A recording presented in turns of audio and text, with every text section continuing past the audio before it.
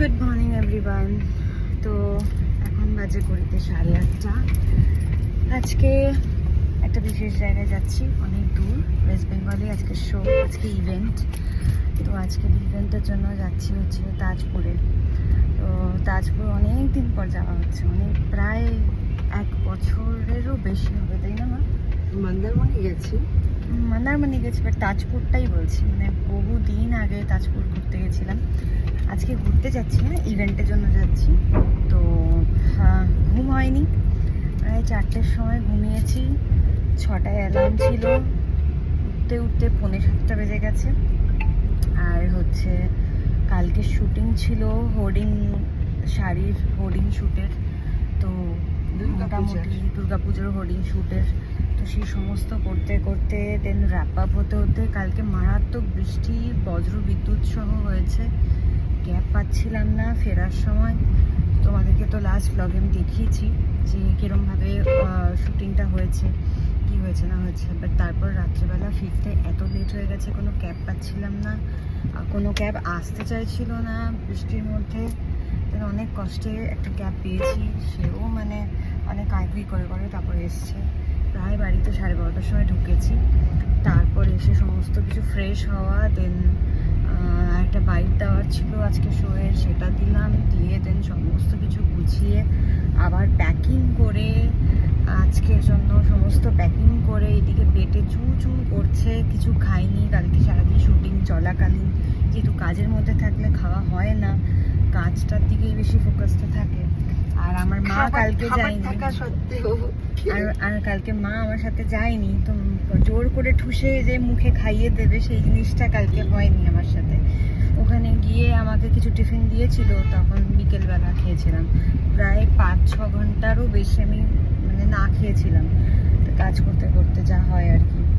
দেন এই সমস্ত করে দেন খাবার নিয়ে বাড়ি এসেছি। খাবার যা ছিল, যা পেয়েছি, ওরা বিরিয়ানি প্যাকেট সব দিয়ে দিয়েছিল আমাকে। আমি সেই সমস্ত নিয়ে একটা শুধু স্যান্ডউইচ খেয়েছিলাম, সেই স্যান্ডউইচটা বিকেলবেলা, সেটা খাওয়ার পর কিচ্ছু খাইনি। তো তারপরে জাস্ট কফি অ্যান্ড চা এইসবের উপর ছিলাম। আর কোল্ড ড্রিঙ্ক দিয়েছিল, কোল্ড ড্রিঙ্ক দেওয়ার পরে আমি আর চা খাইনি, তার কারণ কোল্ড ড্রিঙ্ক খাওয়ার পর যদি আবার অ্যাসিডিটি হয়ে যায় চা খেলে, তো তার জন্য কোনো কোন কোল্ড ড্রিঙ্কসটা? কালোটা। রাম, আমি হলে খেতে দিতাম না। ওটা খেয়েছি, কারণ হচ্ছে ওই ব্রেড স্যান্ডউইচটা খেলে না, ওটার সাথে কিছু একটা জল, চাটা ঠিক তার আগেই খেয়েছি। এবার ওটা দিয়ে দিয়েছে, এত ভালোবেসে দিয়েছে, তো না করতে পারলাম না। ঠিক আছে চলো, আমি খাই না কোল্ড ড্রিঙ্ক, বাট ঠিক আছে দিয়ে দিল যখন খেয়ে নি। আর কোল্ড ড্রিঙ্কটা খেতে ভালোও লাগছিল, কারণ কালকে বেশ ভালো গরম ছিল। আর শুটিং ফ্লোরে রীতিমতো একটা এসিতে কাজ করছিল না, একটা এসিতে এত লোকজন ছিল, গরম লাগছিল, এত লাইট চলছিল বলে, লাইট জ্বলছিল, মেকআপ রুমে লাইট চলছিল, তারপরে অত হেভি কস্টিউম, শাড়ি, গয়না, হাবি জাবি সব পরে, তো গরমও লাগছিল। তো কোল্ড ড্রিঙ্কটাকে অ্যাকচুয়ালি ভালো লাগছিল, রিফ্রেশিং লাগছিল। আমার খাবার আমি খাই না। হ্যাঁ, মা একটা কিছু জিনিস প্রোটিন বার এগুলো দিয়ে দিয়েছিল ব্যাগে, বাট আমি কিছুই খেতে সময় পাইনি। আর আমার এটা একটা খুব অভ্যাস আছে, আমি কাজের মধ্যে থাকলে খেতে ভুলে যাই, কাজের দিকে বেশি মন থাকে। তো যাই হোক, মোটামুটি কালকে বাড়িতে এসে তারপরে সমস্ত খাবার দাবার গরম করে খেতে খেতে ঘুমাতে 4টে বেজে গেছে। 6টায় না খেয়ে বসে আছি, আর মাও না খেয়ে বসে আছে আমার জন্য। তারপর আমাকে দুটো গালিগালাজ করলো, তো তোমার জন্য আমি রাত জেগে বসে আছি না খেয়ে। প্রায় 60 হতে চলছে আমার বয়স, আর আমাকে এখন না খাইয়ে রেখে দিয়েছে। অনেক বকাঝকা করলো আমাকে, শুনলাম এক কান দিয়ে। আর কি বলবো, নিজে খাবেও না, আবার আমাকে দোষও দেবে। ঠিক আছে, আমি যদি বলি খেয়ে নাও, সেটা খাবে না, না তোমাকে ছেড়ে আমি রাক্ষসীর মতো কি করে খেয়ে নেব। আবার যদি না খায়, সেটা ওকে শোনাবে যে তুমি দেরি করলে, তোমার জন্য আমি না খেয়ে রয়েছি। তো এই হচ্ছে আমাদের জীবন, কষ্টের কথা তোমাদেরকে বলছি, আর কি বলবো। তো আর সকালবেলা ভোলা দাও আবার আমাদের উপর খুঁজে গেল যে আমি প্রায় তোমাকে 1.5 ঘন্টা ওয়েট করিয়েছি, তার জন্য সরি। গাড়ি নিয়ে চলে এসছে, 7টার সময় কল টাইম ছিল, এখন বাজে 8:30। যাই হোক, তো ঠিক আছে, আমরা এখন আস্তে ধীরে যাবো। কোলাঘাটে গিয়ে কিছু খাবো, মাঝখানে যদি কিছু চা বিস্কিট পাই তো খেয়ে নেবো। কেন বললাম এক রাতে ব্যাগ গিয়ে- ভর্তি আমি খাবার ও নিয়ে মা এসেছি। আবার তো ব্যাগ ভর্তি করে এই যে খাবার নিয়ে এক ব্যাগ ভর্তি খেতে খাবার খেতে জল যাবো, আমরা সব। পিকনিক করতে করতে যাবো। তো আজকের ওয়েদারটা একটু মানে বৃষ্টি বৃষ্টি আমেজ রয়েছে, একটু বর্ষার আমেজ রয়েছে। তো বিচে গেলে আমার খুব মনে হচ্ছে যেন আজকে ওদিকে বৃষ্টি হবে। আমার না অ্যাকচুয়ালি সত্যি কথা বলতে বহুদিন ধরে আমার বিচ টানছিল, মানে এই কিছু দিনের মধ্যে ধরে, মানে বেশ কিছুদিন ধরে আমার বিচ টানছিল। জাস্ট মনে হচ্ছে কি আমি একটু বিচে যাই, একটু বিচে গিয়ে চুপচাপ বসে থাকি, একটু শান্ত মানে পরিবেশে বসে থাকি চুপচাপ, খুব ইচ্ছা করছিল। আর ন্যাচারালি তাজপুরটা আমার মাথায় ছিল না যে আমি তাজপুর সত্যি সত্যি যাচ্ছি, শো আছে আচ্ছা আমার। তুমি কি বিচে গিয়ে সত্যি চুপচাপ বসে থাকবে না থাকো? না চুপচাপ বসে থাকবো না, প্রথমে তো থাকবো নাকি, এতদিন পর এত বছর পর যাচ্ছি আবার বিচে, মানে এত বছর না প্রায় 1 বছর তো হয়েছে, হ্যাঁ 1 বছর হয়েছে, তো 1 বছর পর যাচ্ছি, এটা এক্সাইটমেন্ট থাকে। বিচ আমার অলওয়েজ প্রিয়, আমার ফেভারিট, মানে পাহাড়ের থেকে বেশি আমি বিচ ভালোবাসি। ফড়িং এর মতো নাচ করো, হ্যাঁ ওখানে গিয়ে একটু নাচানাচি করবো, ফড়িং এর মতো নাচ। বাট আমার একটু বেশি ভালো লাগে একটু চুপচাপ বসে থাকবো, একদম নিরিবিলি, রাত হবে, বেশ ঢেউটা আসবে যাবে। আমাদের দুজনে অনেক কিছু মিল আছে, কিন্তু একটা বিষয় একদম মিল নেই। বিকজ আমি হচ্ছে পাহাড় ভালো লাভার, হিল মাউন্টেন, আর অনেকেই এখানে আছে যারা পাহাড় ভালোবাসে, তাই না? না আমি আবার একটু বিচ ভালোবাসি। কারা কারা বিচ লাভার আছে তোমরা বলো, কারা কারা আর বিচ কারা লাভার, কারা কারা কারা আমার মতো হিল লাভার আছে। কারা কারা হিল মাউন্টেন লাভার, হিলস লাভার, আর কারা হচ্ছে বিচ লাভার, তোমরা কমেন্ট করে জানিও। কিন্তু আমার তো ভাই বিচ খুব ভালো লাগে, শান্ত। কারণ শোনো, আমার জন্মস্থান হচ্ছে মায়ানমার, ব্রহ্মদেশ। ওটা বেশ পাহাড়ি এলাকা, সুন্দর সুদিং, ওই ব্যাপারটা রয়েছে।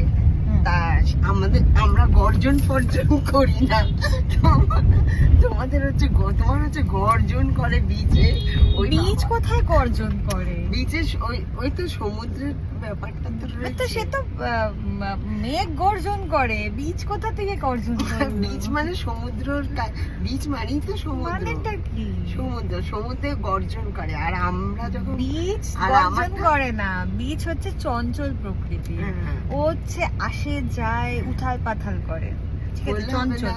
আর তো পাহাড় হচ্ছে দেখতে মনে হয় দূর থেকে পাহাড়ে শান্ত, সুন্দর মাঝে মাঝে সুন্দর পাখিরাও ডাকে হালকা হালকা করে। এবার ফুল টুল তুমি ফোটে। আগে ডেকে দাও, পাখির ওদেরকে তুমি ডেকে দাও তাহলে, এরকম করে ডাকো তুমি।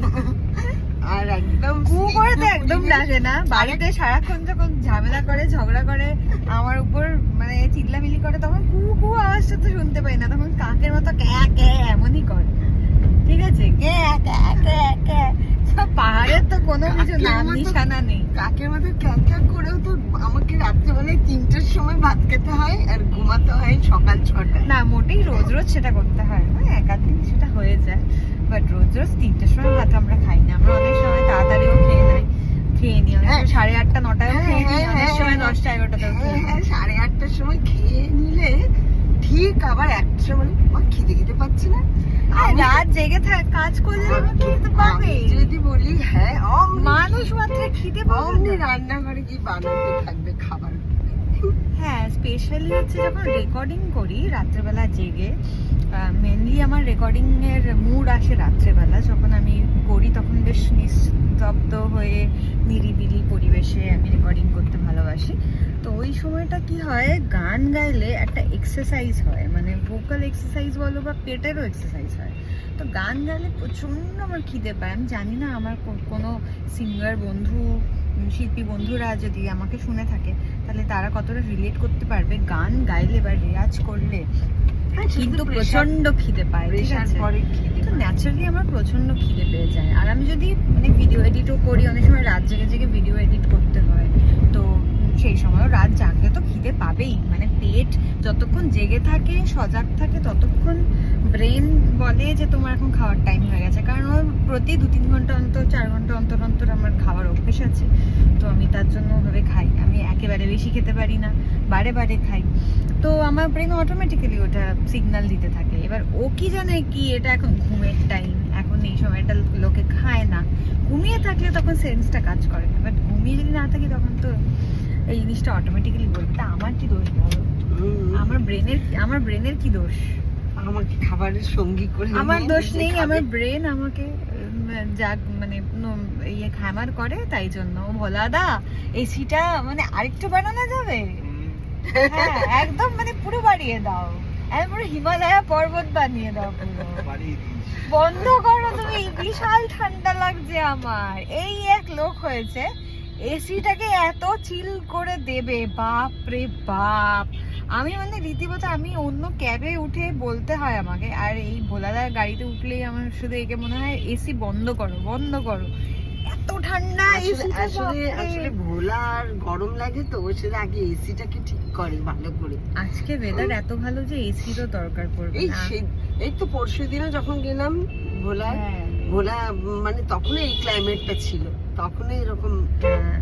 ওই এখন জোরে weatherটা খুব মানে সুন্দর আছে, বাড়ি। মানে যেহেতু গণপতি গেছে তখন বৃষ্টি বৃষ্টি আমেজটা রয়েছে। আজকে ওয়েদারটা দুর্ধর্ষ, এত সুন্দর হাওয়া দিচ্ছে, বাইরের একটু হাওয়াটাও খেতে ইচ্ছে করছে। এই চাটা খেতে নামলে তখন একটুখানি হাওয়া খাবো। মোটামুটি আমাদের কোলাঘাট পৌঁছাতে কতক্ষণ লাগবে এখন? 2 ঘন্টা, প্রায় 2 ঘন্টা লেগে যাবে যা মনে হচ্ছে। এখন বাজে ঘড়িতে 9:15, তোমাদের সাথে বকতে বকতে 15 মিনিট হয়ে গেল। তো ঠিক আছে, চলো কোলাঘাট যাই, দেন দেখি কি খাওয়া যায়। আর এখন যেতে যেতেও কিছু খাবার দাবার কিছু যা আছে ঝোলা থেকে বার করতে করতে যাই। চলো সবার সাথে দেখা শেয়ার করছি।